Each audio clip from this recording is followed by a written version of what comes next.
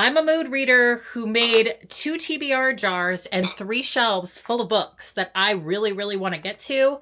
But I also have Indigenous book bingo that I am working on. Today we're going to be talking about 25 Indigenous book recommendations. I'm Naomi from the Mixed Up Desk. Welcome to my chaos. Welcome to my channel.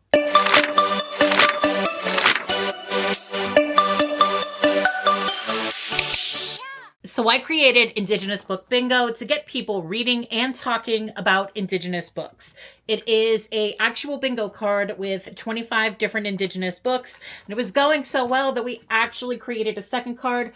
So now there are a total of 50 books written by Indigenous authors. Today we're going to be talking about the first 25. Making Love with the Land by Joshua Whitehead is an essay collection exploring the relationship between language, body, and land. The author focuses on loss and pain as a means for personal transformation. The Truth According to Ember by Danica Nava is the first traditionally published Indigenous rom-com, and it is absolutely hilarious. A Chickasaw woman tells a white lie at work, and drama ensues. She cannot stop lying. The side characters in this book are absolute perfection. Looking for Smoke by K.A. Cobell is a YA thriller. It's a murder mystery inspired by real missing and murdered Indigenous women, and there are 4 main suspects who are all friends, and we get each perspective. I was guessing until the end. Where the Dead Sit Talking by Brandon Hobson was a National Book Award winner finalist. Rural Oklahoma, 1980s, a young Cherokee foster boy who is scarred by his mother's years of substance abuse. This is a coming-of-age story. The Lost Journals of Sacagawea by Deborah Erling. This is a fiction reclaiming Sacagawea from non-native histories. Masterful storytelling for those who enjoy lyrical prose. Okay, so that is row 1 across. Now I am going to mark off with a pen which ones I've read, so by the end we can kind of see where we are at. You may find this hard to believe, but I do not have a bingo on either card yet because I'm reading all over the place. I don't know if you can see the markings on it, but out of the first row, I have read 2. I have read The Truth According to Ember and Looking for Smoke, and I absolutely loved them both. Fire Exit by Morgan Talty follows a non-Indigenous man who grew up on the reservation, had a child, and then had to pretend that the child was not his. I Was a Teenage Slasher by Stephen Graham Jones is a horror romance that is told from the perspective of the teenage slasher. Prairie Edge by Connor Kerr is for fans of Stephen Graham Jones and Morgan Talty. And it's the quote from Michelle Porter, the author of A Grandmother Begins the Story, that I read on the back of the book that drew me to this book. So I'm going to read that to you. This is a novel wise enough to know that the future we all want begins with our own imaginations.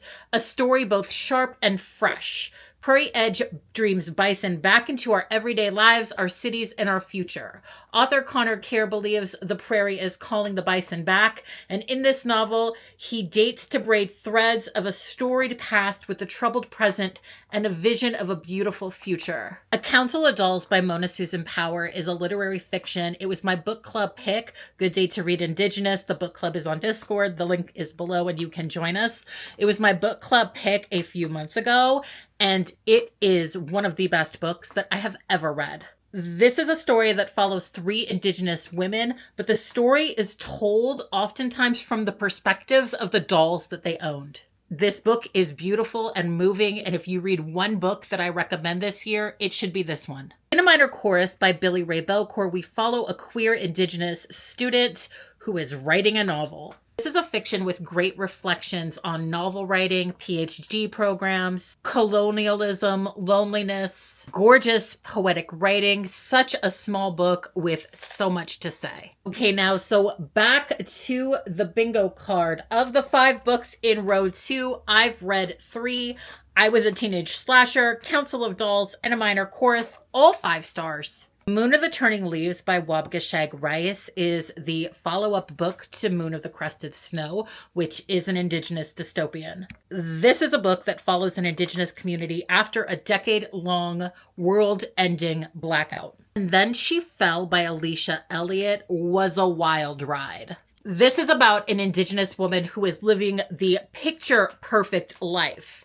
Or is she? She soon realizes that everything that she wished for may have consequences. I describe this book as literary horror. It's a great reflection on postpartum depression, mental illness, racism, colonialism, strong Indigenous women, a beautiful book that draws from multiple genres. The Night Watchman by Louise Erdrich won the Pulitzer Prize. This is a story that follows a night watchman in North Dakota, set during a time of land theft by the U.S. government. I will devour anything that Louise Erdrich writes. Calling for a Blanket Dance by Oscar Hokea. This is a literary fiction about a young Indigenous man struggling to find his familial identity. This book follows a lifespan of 35 years. The Missing Morning Star and Other Stories by Stacy Shannon Dennett Sosi. This is a short story collection that confronts the effects of settler colonialism on Native lives. And that completes row 3. And the only one I've read in this row is And Then She Fell by Alicia Elliott. 5-star literary horror.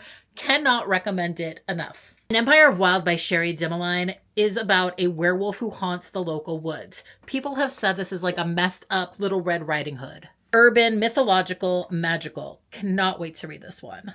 Braiding Sweetgrass, Indigenous Wisdom, Scientific Knowledge, and the Teaching of Plants by Robin Wall Kimmerer. This is a nonfiction love letter to nature and the lessons that nature teaches us. There is a reason this book has sold over 3 million copies. Elatsaway by Darcy Little Badger. Elatsaway can raise the ghost of dead animals. Her cousin just disappeared and she needs to find out what happened. I could not put this book down. Stealing by Margaret Verbal was a finalist for the Pulitzer Prize. This is a novel about a Cherokee child taken from her family and sent to an Indian boarding school. Pour One for the Devil by Theodore C. Van Alst Jr. is a novella. It's an Indigenous Gothic novel that takes place on an island mansion. Swim Home to the Vanished by Brendan Shea Basham. This is an exploration of grief, misery, This is a mystery that's an exploration of grief and loss. The story follows a young man after the death of his brother.